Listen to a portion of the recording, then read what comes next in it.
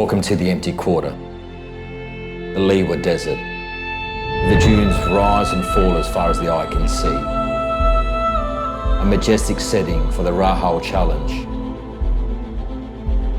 where it's a test of every team competing, of their patience, their capabilities, and the way they come together as a team to galvanise and achieve what not many teams can achieve, or a 2-day incredible journey through the dunes of Liwa, the very challenging Liwa.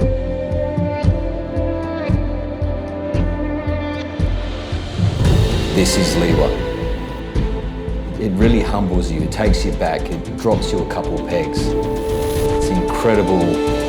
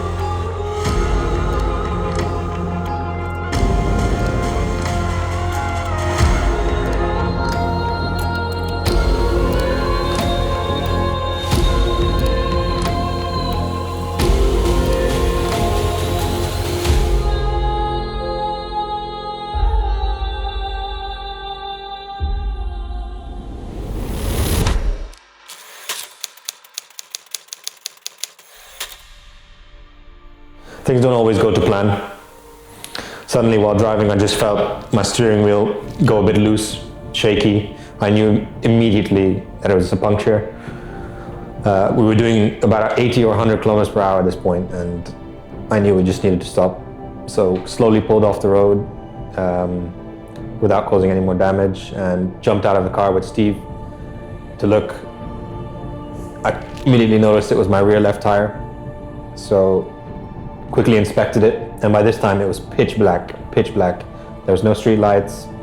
The only light was from our car and from our flashlight. So we inspected the tire as much as we could. We realized it wasn't a puncture, which was a good thing, but it was still totally deflated, and the carcass of the tire was showing, which means the rubber had separated. So in the dark, we fumbled about in the back of the Jeep to get the tire compressor out. Managed to find it, plug it in, get the tire pumped up. Luckily it held the air, and we jumped back in the Jeep and headed back to camp. Once we reached camp, it was freezing cold.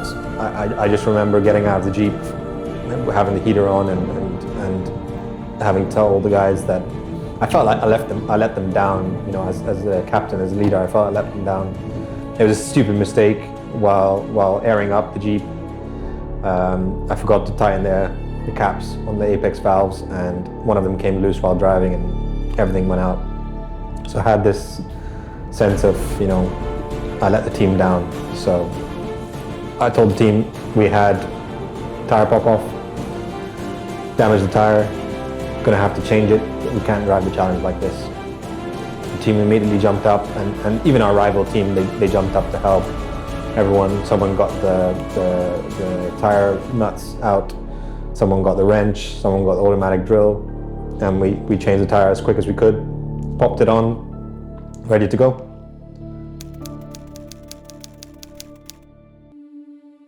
The one thing about Liwa that really humbles you as an individual is the peace, the nature.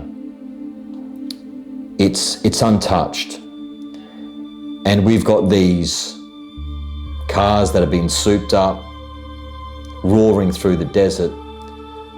But as we do it with respect, because you've got these dunes that have been untouched for years. You've got fauna and flora, around the place, and it's important that we leave Liwa the way that we came and found it. And that's a big part. And when you see the camels in the distance, you see the animals that are rolling through that empty quarter. There's something so humbling about where you are in the world, in the middle of nowhere, and here you are, with the dichotomy and essentially, I guess, more of a balance of you're there to win, you're there to compete, but also, you're there where your soul gets full because of the incredible, majestic landscape that Liwa is.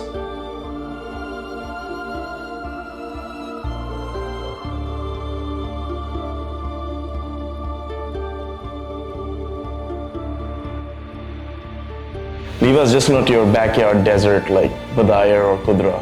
Liwa is Liwa.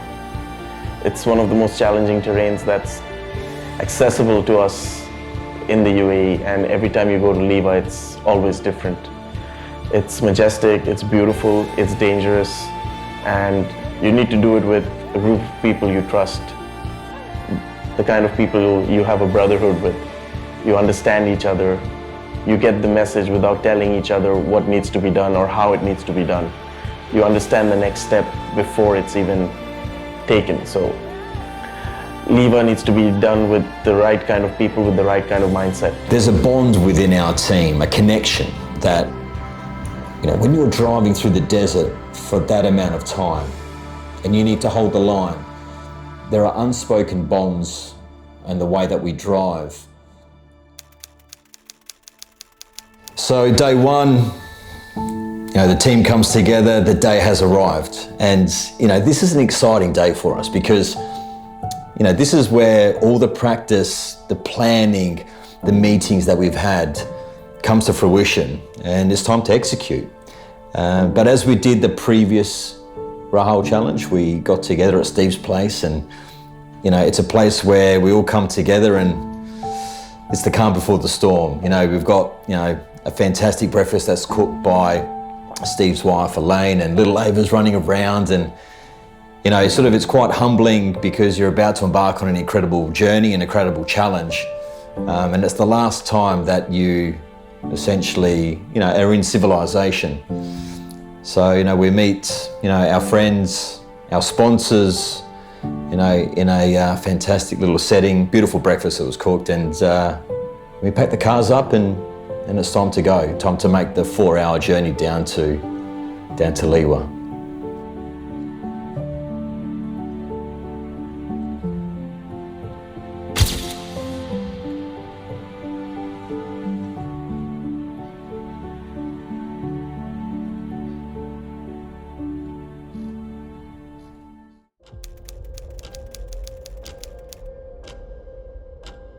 We had a long 3.5-4 hour drive to Liwa.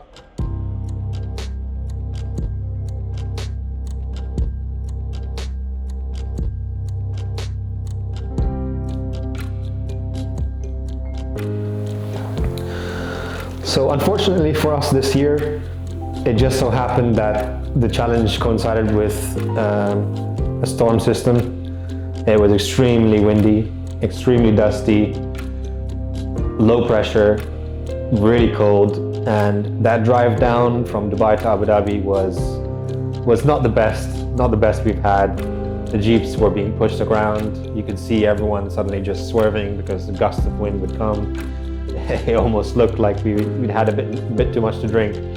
But the weather this time around was definitely the worst I've ever seen it. It was an eventful Rahal challenge.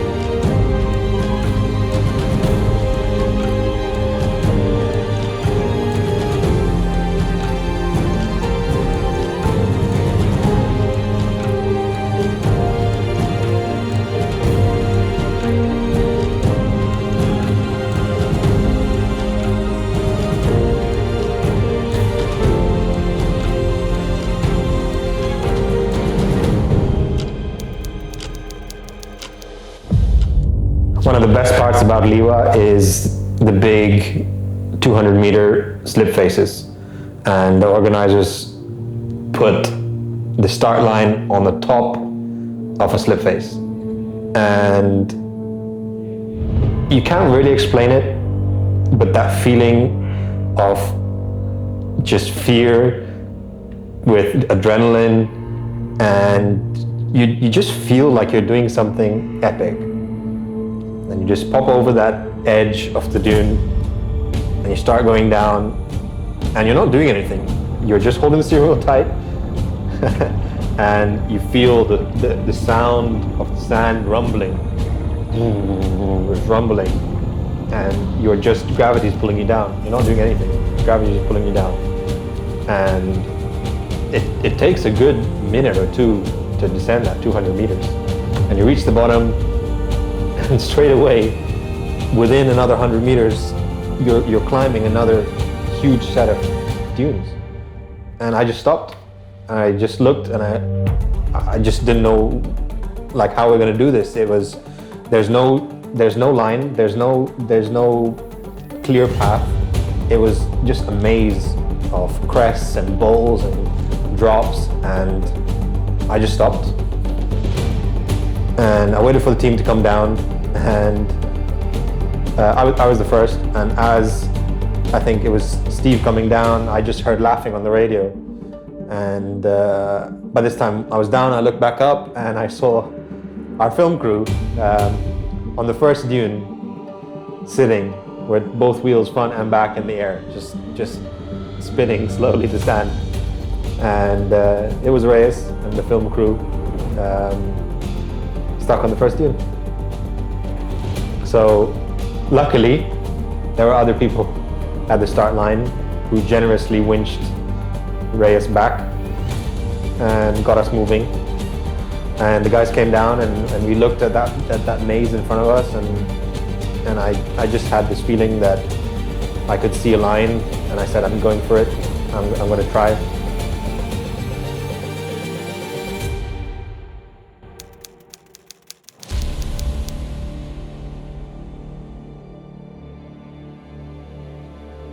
Since Junaid called me and he told me about the idea of joining them for this, honestly, I got excited about it, because the moment he said Liwa, Liwa has this different type of impact on anyone who did desert driving. I mean, we've gone all around, we've tried. I personally had a lot of experience in different areas, not only in UAE, but I have to say, Liwa is different. Liwa is, the moment you get close to those dunes and you get to this area, you see the majestic impact of the sand dunes over there. It instantly gets you that feel of I have to get back to this. I got lost. Yeah. So the moment you reach there and suddenly you see those huge dunes and how they are smooth, and the way that they are all formed together into this majestic form, it's mind-blowing, honestly, and it puts you in impact. You feel your heart is beating immediately. You feel the adrenaline, or I would like to say it's more of a sandrenaline thing. It immediately pumps in, and immediately you feel that adrenaline is pushing forward, and you get the excitement immediately, is that you look forward to go in there and experience the driving, the dunes, the sand, the way that you will have to manipulate this kind of unforgiving nature.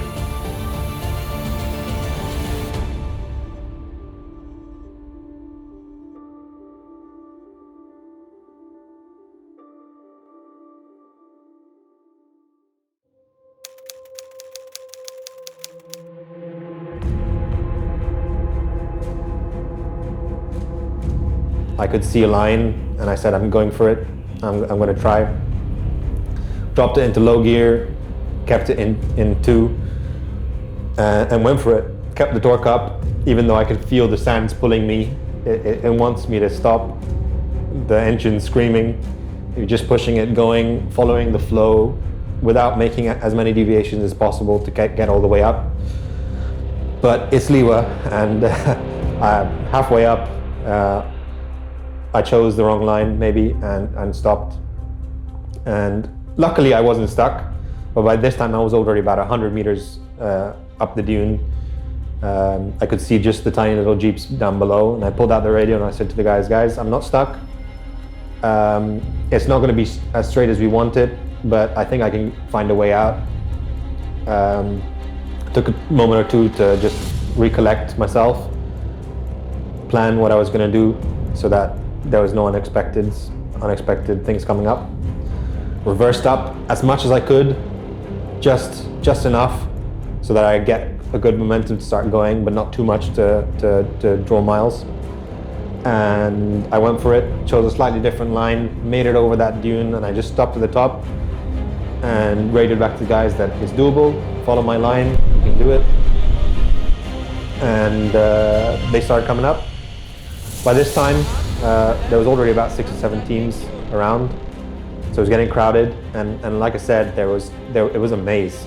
So you'd just have teams and people popping up out of dunes which you couldn't even see. You could hear them because the sound travels, but you couldn't see them. And then they'd suddenly pop out and they're right next to you, and it could be a bit scary and dangerous in some cases, but everyone was driving well and level-headed, and we all made it up eventually once the traffic had cleared a bit, but we wasted a lot of time.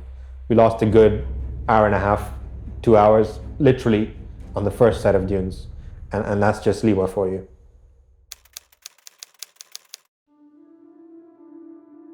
I mean, we started the first day, and there is such a chemistry between us as a team that even before the incident happened, like when Junaid was scouting and Dan was ready to take the line, there was a loss of power, and before Junaid had even come to a full stop, I had already jumped out ready to hook up the rope.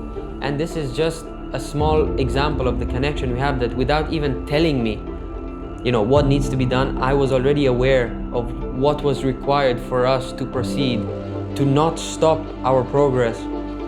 Another example is with Elvin. When I had swapped cars, was he had gone up ahead to scout the location, and there was an incident where he got stuck. What I ended up doing was jumping out of the car, and I continued scouting on foot with the radio to be able to save the guy some time while he self-recovered.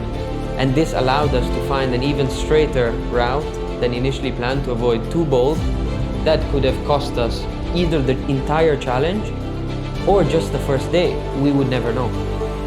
But thanks to my quick thinking and the fact that, it's more than just a brotherhood, it's almost telepathic, we were able to avoid this situation and get on with it. And we go straight. Whiskey Tango Foxtrot goes straight. And we approach these dunes, and you got to remember, it was a sandstorm, so what does that do? It really aerates that sand, so the sand was super soft, and as a result of that, all these other teams were getting stuck, and we were trying to find a way through these bowls and through these dunes. And I'm not going to lie to you, I was really nervous, and I wasn't enjoying that time. And 3 hours went really quickly, and we had only covered, I think the guys will confirm, but it was only about 4 or 5 kilometers, even if that. And we got through some really difficult bits thanks to our captain, Dan. Steve was backup GPS. I was supposed to be lead scout, which I was for a little bit, but that sort of changed with me being in recovery and Junaid taking the scout spot. But after about 3 hours, we realised we only covered a very small amount of the distance that we needed to travel. Halfway through, I heard my phone buzzing. There was a call from Marcus, from the organisers. He was saying, guys, you're behind schedule. You need to hurry up. If you don't reach the cutoff point by 2 p.m, afraid we're going to have to send you straight to camp. And that's just not how we can go through this challenge. We have to complete it. I decided we needed a group meeting We stopped for 20 minutes. Let's have a quick lunch. Let's regroup. How are we going to move forward? We pulled out the GPS. We figured out that we had finished a lot of the difficult parts, so it would speed up naturally, but in general we need to kick it up a gear. We picked up the pace and finished the next 2 checkpoints in rapid time, caught up to the organizers at the cutoff point just at 1:30 with half an hour to spare, and we promised them that we'd make it to camp before sunset. Because if you don't make it to that finish line on day number 1 before sunset, well, you get disqualified. And we had at least another 70 kilometers in front of us at that stage.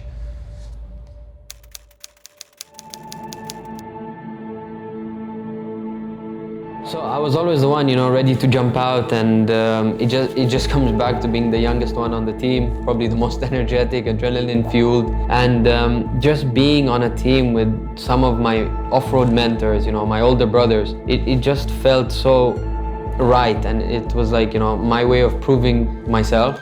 Also, being that the first challenge we did, which we won, was the first time I got to take part in this challenge with the guys, Steve, Dan, Junaid, Elvin, and it was just such a cool feeling to be invited by them to join the challenge. And not only did we win, but I was invited again for the 2nd year, and these are the guys that mentored me, taught me how to drive, would give me tips when I first started out.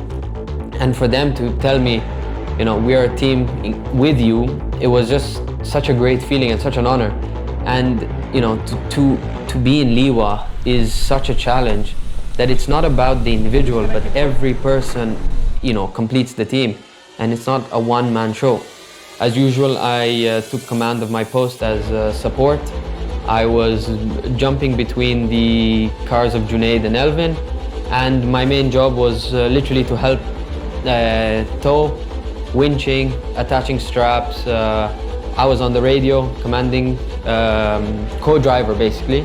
And I was support driver in case of any unfortunate incidences with the main drivers. But yeah, it's a very demanding role, because as support, not only are you making sure that there's safety, speed, but I'm also able to prove to the guys and show them that all they've taught me is coming back into use to help them and help us to win. And it's just been an unbelievable experience.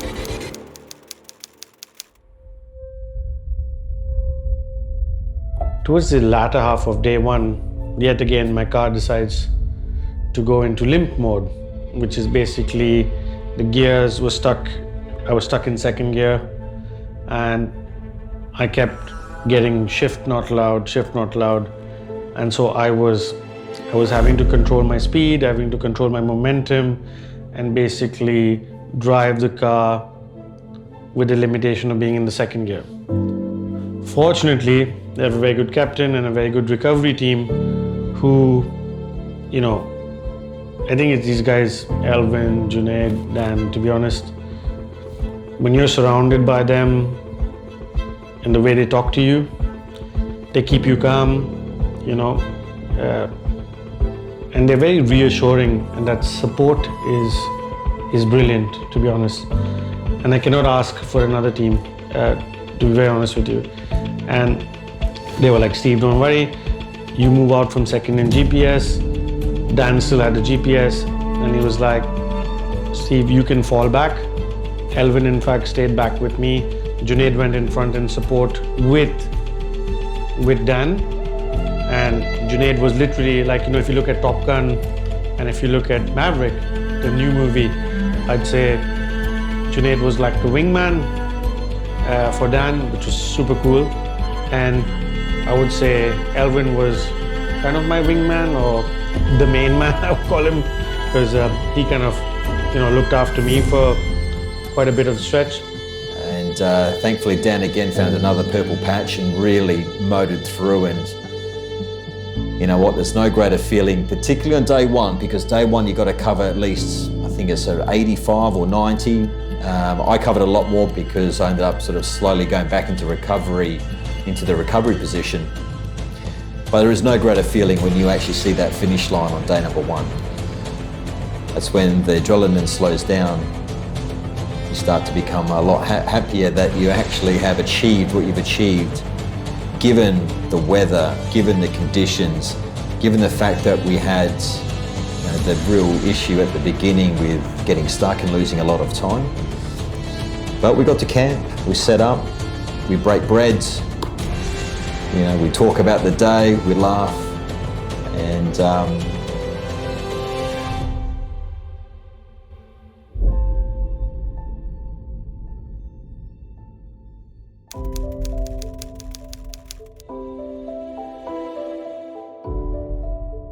of course, knowing the WTF group, we always have great food. So we brought out the ribs, we brought out the steaks, we brought out a feast. It was an absolute feast. And that's probably my favorite part of Liwa and of the Rahal challenge is the camaraderie and discussing the day that was and what could we have done differently, what could we have done better. But also it was bloody cold. It was very cold. And we sit there with the fire, and of course we have another team in the Mountain INF who are our very, very close friends. I've got Rob, Vernon, David, Arnold, who we as a Whiskey Tango Foxtrot hold them extremely dear to us. They're literally like brothers from another mother, I would say, very close. And we all ate together, broke bread together, and we had a phenomenal evening. Of course, it goes on to game mode. The first thing you get up in the morning, it's like, yeah, we're not friends anymore. Get into our cars, and it's like everybody, sorting the GPS, making sure we're correct. Day 1, we did a really, really good line, and I think our captain Dan literally hit it out of the park.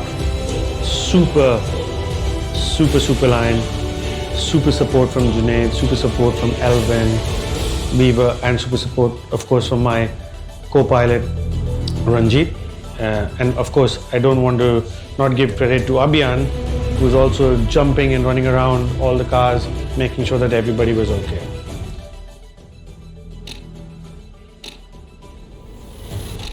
So day 2, we knew we were close. We had spoken to a few teams and we knew that we were all close on the kilometers. So we really play careful and really make a difference. We needed to choose those lines that no one else was.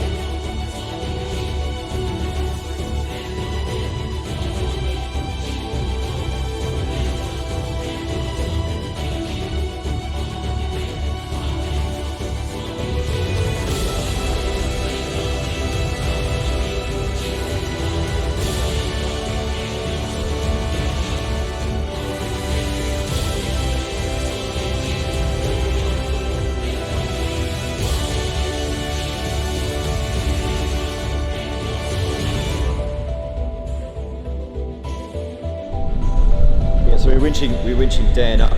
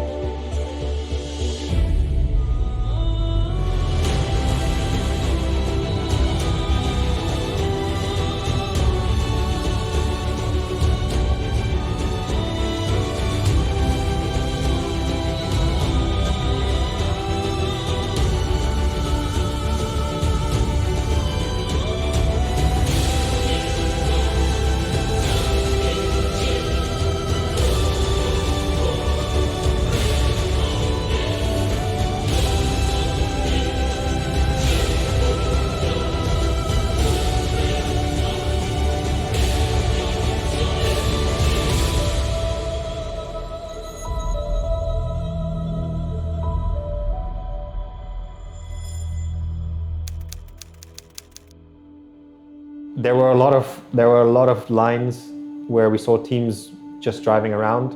They were tricky, but honestly, for our team, we've been doing it a while. We were actually surprised in some cases that a lot of people just drove around, and we said no, we're going straight. And we were going straight up the slip faces, but at an angle. So not only you're fighting gravity one way, the dunes pulling you down the other way. But we made it.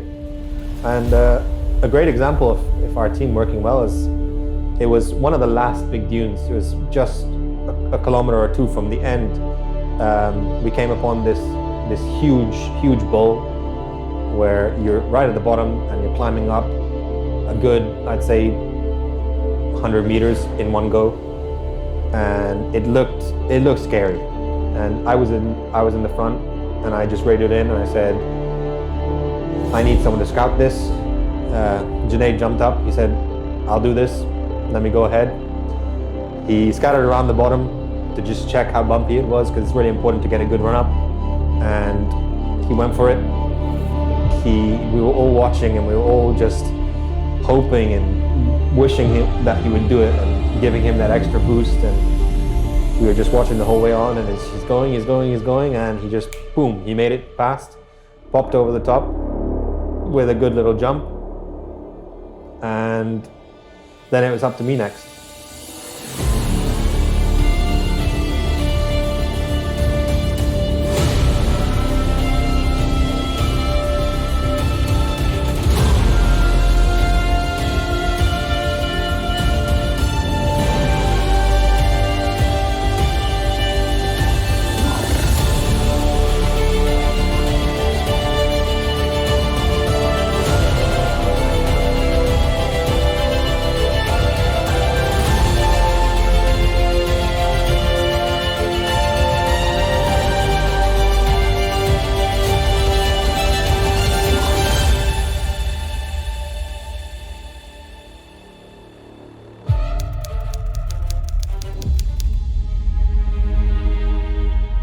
So it's one thing when the scouts are going, because they're able to recover, they're able to reverse, they don't have the GPS with them.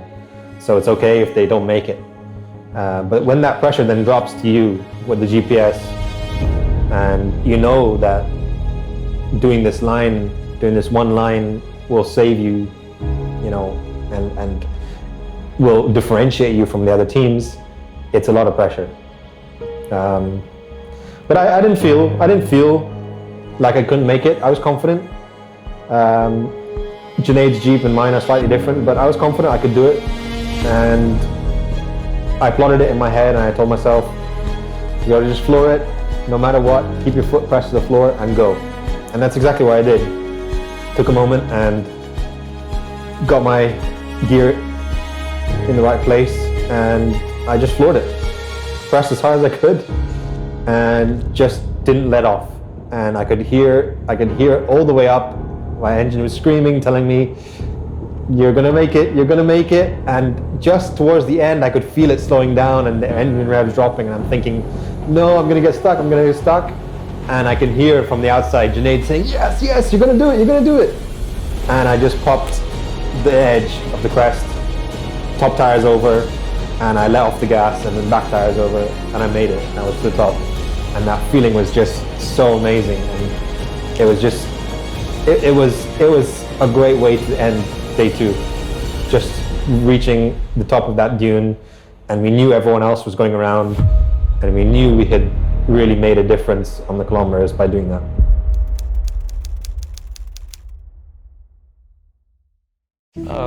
Interesting fact, or a funny fact that happened in the challenge, was that we were two groups. We were friends, but we went in separate groups because each team had a limit. So there was another group that was called Ain't No Mountain High, and we were WTF, Whiskey Tango Foxtrot, represent WTF.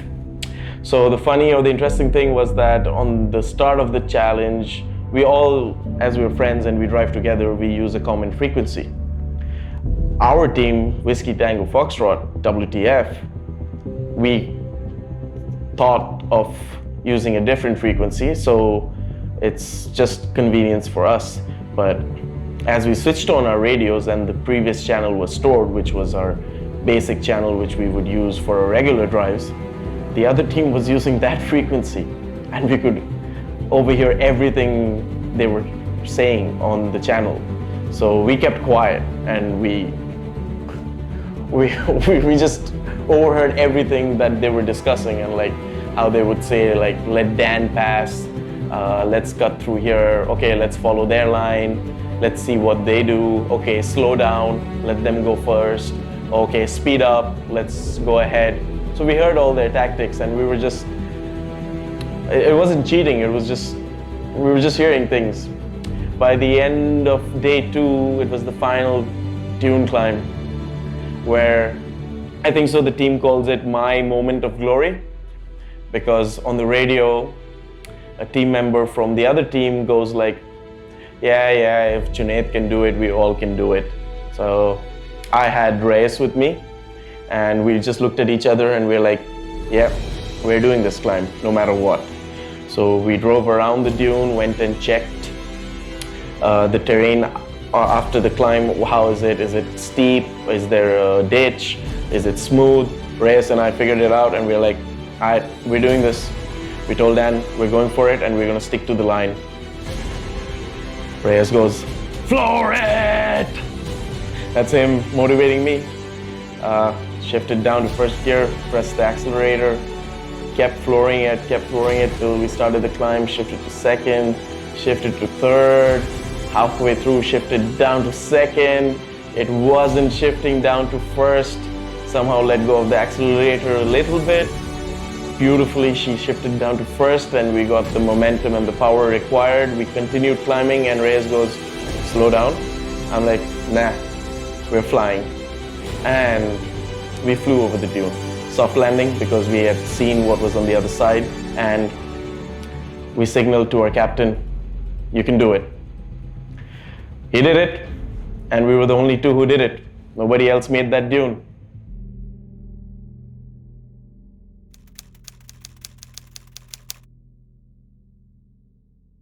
But it was, day 2, when you get to that finish line after everything that we experienced, before the event started, all the dramas, all the mechanical issues, the sandstorm, and just Liwa. Liwa is no joke. This is a part of the world where it's probably one of the most beautiful parts of the world. The silence, the sand when you drive and you see nothing but white, then red, rolling dunes, and then some absolute monster dunes. It's incredibly humbling. But when you get to that finish line, knowing all of the things that you've been through, and knowing it was Liwa, it's an elation. It's an immense achievement. Irrespective if whatever the result was, we won, second, last, the achievement that you've actually completed it is probably one of the greatest feelings that us who enjoy the dunes, enjoy driving and dune bashing and in our Jeeps, it's probably one of those greatest feelings that you can have, because you've been able to conquer Liwa respectfully, which is obviously the key thing.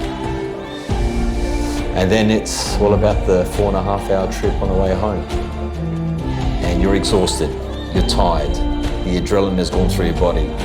All you want to do is get home and get the sand out of your hair, out of your ears, out of the places where sand shouldn't be. And when you get home, you just collapse basically from the exhaustion, and then it's the waiting game of how did we do? How did we do compared to the other teams? And there were some fantastic teams out there, really strong drivers, really strong captains, great strategies. It was an incredibly competitive field, and it was a much more tighter contest, this Rahal challenge, because we were all levelled by the fact that the weather was incredibly difficult in spots, and the way that we went about the track that the Rahal challenge organisers, which are just an amazing bunch of individuals, set for us was really, really challenging as well. But we conquered it, we got there, we finished it, we waited for the results, and back-to-back champions, Whiskey Tango Foxtrot.